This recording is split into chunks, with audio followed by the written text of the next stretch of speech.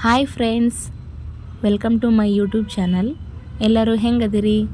ಆರಾಮದಿರಿ ಅಂದ್ಕೊಂಡಿನಿ. ನಾನು ಕೂಡ ಆರಾಮದೀನಿ ನೋಡ್ರಿ. ಮತ್ತೊಂದು ಈಸಿ ರೆಸಿಪಿ ಜೊತೆ ಬಂದೀನಿ ಫ್ರೆಂಡ್ಸ್. ಕ್ವಿಕ್ಕಾಗಿ ಮಾಡ್ಕೊಳ್ಳೋವಂಥದ್ದು. ಆಲ್ಮೋಸ್ಟ್ ನಾನು ಕ್ವಿಕ್ಕಾಗಿ ಅಡುಗೆಗಳನ್ನು ಮಾಡ್ತಿರ್ತೀನಿ ರೀ. ಯಾಕಂದ್ರೆ ಭಾಳ ಟೈಮ್ ಹಿಡಿದ್ರೆ ನಮ್ಮ ಹುಡುಗರು ವೇಟ್ ಮಾಡಲ್ಲ.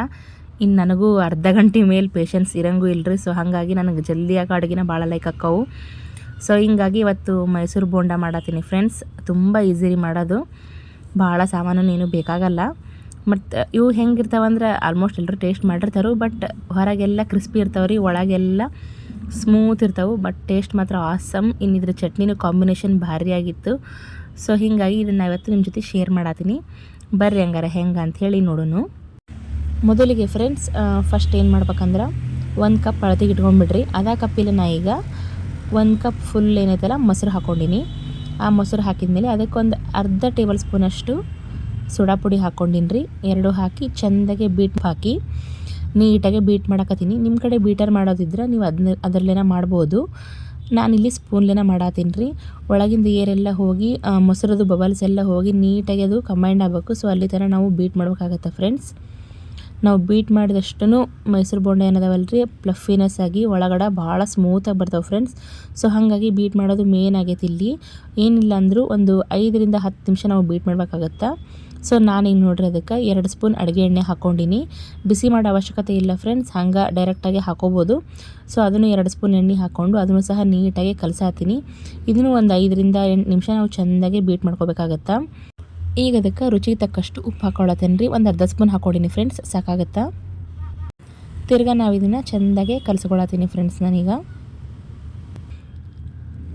ಸೊ ಇದೆಲ್ಲ ಆದಮೇಲೆ ಈಗ ನೋಡಿರಿ, ನಾನು ಇದಕ್ಕೆ ಏನು ನಾವು 1 ಕಪ್ ಅಳತೆ ತೊಗೊಂಡಿದ್ವಲ್ಲ ಅದೇ ಕಪ್ಲನ್ನ ನಾನೀಗ ಫ್ರೆಂಡ್ಸ್ 2 ಕಪ್ಪಷ್ಟು ಮೈದಾ ಹಿಟ್ಟು ಹಾಕ್ಕೊಳತ್ತೀನಿ ರೀ. ಮೈದಾ ಹಿಟ್ಟು ಮೇನ್ ಇಂಗ್ರೀಡಿಯೆಂಟ್ ಇಲ್ಲಿ. ಸೊ ಬೇರೆ ಹಿಟ್ಟಿನ ಅವಶ್ಯಕತೆ ಇಲ್ಲ. ಮೈದಾ ಹಿಟ್ಟನ್ನು ನಾವು 2 ಕಪ್ ಹಾಕ್ಕೊಂಡು ಚೆಂದಾಗಿ ಕಲಿಸ್ಬೇಕ್ರಿ. ಸ್ಟಾರ್ಟಿಂಗ್ ಏನು ನೀರು ಹಾಕೊಳಕ್ಕೆ ಹೋಗಬೇಡಿ ಫ್ರೆಂಡ್ಸ್. ಮೊಸರು ಎಣ್ಣೆ ಹಾಕೋದ್ರಿಂದ ಅದು ಹಿಟ್ಟು ಹಿಡ್ಕೊಳತ್ತೆ ರೀ. ಇನ್ನು ಕೊನೆಗೂ ಬೇಕಂದ್ರೆ ನೋಡಿ ಫ್ರೆಂಡ್ಸ್, 2 ಕಾಳು ನೀರು ಹಾಕ್ಕೊಂಡು ಚೆಂದಾಗಿ ಇದನ್ನು ಕಲಿಸ್ಕೋಬೇಕು. ತೀರಾ ಗಟ್ಟಿ ಬೇಡ್ರಿ, ತೀರಾ ಅಳಕು ಬೇಡ ಫ್ರೆಂಡ್ಸ್. ನಿಮ್ಮ ಕೈಗೆ ಈಗ ನಾವು ಬಜ್ಜಿ ಬಿಡಕತ್ತೀವಿ ಅಂದರೆ ಅದು ರೌಂಡ್ ಬೀಳಬೇಕು, ಅಷ್ಟು ಗಟ್ಟಿ ಇದ್ರೆ ಸಾಕು. ಸೊ ನೋಡ್ರಿ ನಾನು ತೋರ್ಸಕತ್ತೀನಲ್ಲ, ಈ ಕನ್ಸಿಸ್ಟೆನ್ಸಿಗೆ ಇದ್ರೆ ಸಾಕು ಫ್ರೆಂಡ್ಸ್. ತೀರಾ ನೀರು ಹಾಕಿದರೂ ಚೆನ್ನಾಗಿರಲ್ಲ ಮತ್ತು ಉಪ್ಪು ಖಾರ ಎಲ್ಲ ಕಡಿಮೆ ಆಗ್ಬಿಡುತ್ತೆ. ಸೊ ಹೀಗಾಗಿ ತೀರಾ ನೀರು ಮಾಡ್ಕೊಳಕ್ಕೆ ಹೋಗ್ಬೇಡ್ರಿ. ಇನ್ನು ತೀರಾ ಗಟ್ಟಿ ಅಂತೂ ಬೇಡವೇ ಬೇಡ ಫ್ರೆಂಡ್ಸ್. ಹಿಟ್ಟನ್ನು ಚೆಂದಾಗಿ ನೋಡಿರಿ, ಮೊಸರು ಎಣ್ಣೆ ಕೂಡ ಎಲ್ಲ ಹೊಂದಬೇಕು. ಅಲ್ಲಿ ತನಕ ನೀವು ಈಗ ನಾವು ಮಿರ್ಚಿ ಬಜ್ಜಿ ಹಿಟ್ಟು ಹೆಂಗೆ ಕಲಿಸ್ತೀವಲ್ಲ, ಸೊ ಹಂಗೆ ಇದನ್ನು ಚೆಂದಾಗಿ ನಾವು ಕಲಿಸ್ಬೇಕಾಗತ್ತೆ. ನಾವು ಎಷ್ಟು ಕಲಿಸಿದಷ್ಟು ಮೈದಾ ಹಿಟ್ಟು ಗೊತ್ತಲ್ಲ ಫ್ರೆಂಡ್ಸ್, ಹೋಳ್ಗೆ ಮಾಡ್ಬೇಕಾದ್ರೂ ಅಷ್ಟೇ. ನಾವು ಎಷ್ಟು ನಾದ್ತೀವಲ್ಲ ಅಷ್ಟು ಹೋಳ್ಗೆ ಚೆಂದ ಬರ್ತಾವೆ. ಸೊ ಹಂಗೆ ಇದನ್ನು ಎಷ್ಟು ನಾವು ಎಲ್ಲ ಕಡೆ ಮಿಕ್ಸ್ ಮಾಡಿ ಇದನ್ನು ಮೇಲಿಂದ ಕೆಳಗಿಂದ ಮಾಡಿ ಎಷ್ಟು ನೀಟಾಗಿ ಮಿಕ್ಸ್ ಮಾಡ್ತೀವಲ್ಲ, ಅದ್ರ ಮಿಕ್ಸ್ ಮಾಡೋದ್ರ ಮೇಲೆ ಬಜ್ಜಿದ ಕನ್ಸಿಸ್ಟೆನ್ಸಿ ನಿಂತ್ಕೊಂಡೈತ್ರಿ.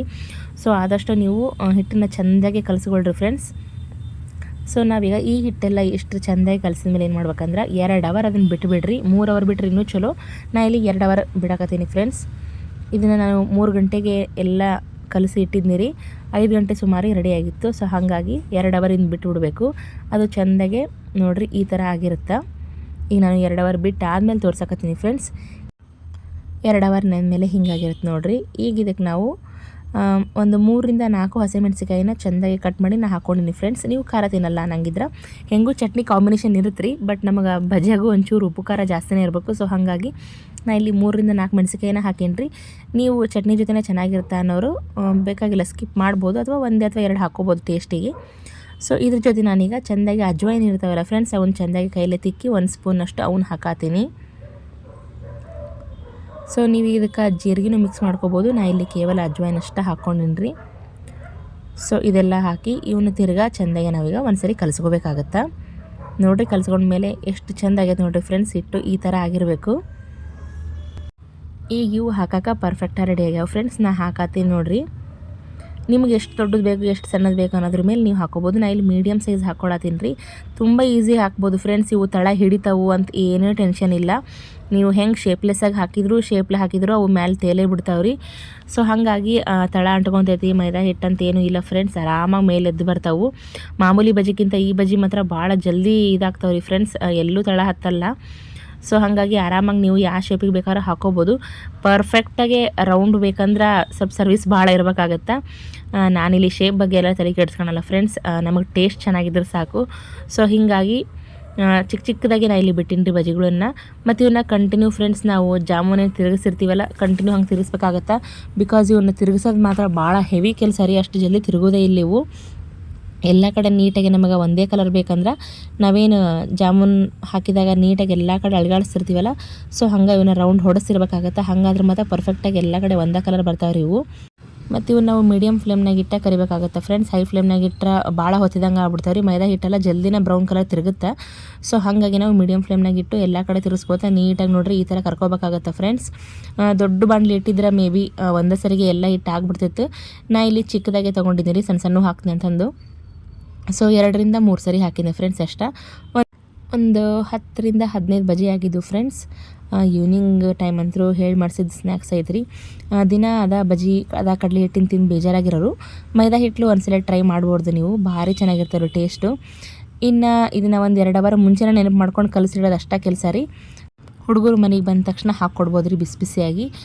ನೋಡಿ ಫ್ರೆಂಡ್ಸ್ ಎಷ್ಟು ಚೆಂದಾಗ್ಯಾವಂದ್ರೆ ಭಾಳ ಅಂದ್ರೆ ಭಾಳ ಟೇಸ್ಟ್ ಆಗಿದ್ದು ಫ್ರೆಂಡ್ಸ್. ಮತ್ತು ಭಾಳ ಒಳಗೂ ಭಾರಿ ಸ್ಮೂತ್ ಆಗಿದ್ದು ರೀ. ನಾನು ನಿಮ್ಗೆ ತೋರ್ಸಾತೀನಿ ನೋಡಿರಿ. ಇನ್ನು ಬಜಿ ಅಂತೂ ರೆಡಿ ಆದ್ರಿ. ಇನ್ನು ಇದಕ್ಕೆ ಒಂದು ಚಟ್ನಿ ಬೇಕಲ್ಲ, ಸೊ ಹಾಗಾಗಿ ಚಟ್ನಿ ಪ್ರಿಪೇರ್ ಮಾಡತ್ತಿದ್ದೀನಿ ನೋಡಿ ಫ್ರೆಂಡ್ಸ್. ನಾ ಇಲ್ಲಿ ಚಟ್ನಿಗೆ ಒಂದು ಸ್ವಲ್ಪ ಪುದೀನ ಸೊಪ್ಪು, ಆಮೇಲೆ ಒಂದು ಸ್ವಲ್ಪ ಕೊತ್ತಂಬರಿ ಇವೆರಡನ್ನ ಹಾಕ್ಕೊಂಡು ಇದಕ್ಕೆ ನಾವು ಒಂದು ಸ್ವಲ್ಪ ಜೀರಿಗೆ ಹಾಕ್ಕೊಳತ್ತೀನಿ ರೀ, ಟೇಸ್ಟ್ ಬರಲಿ ಅಂತ ಹೇಳಿ.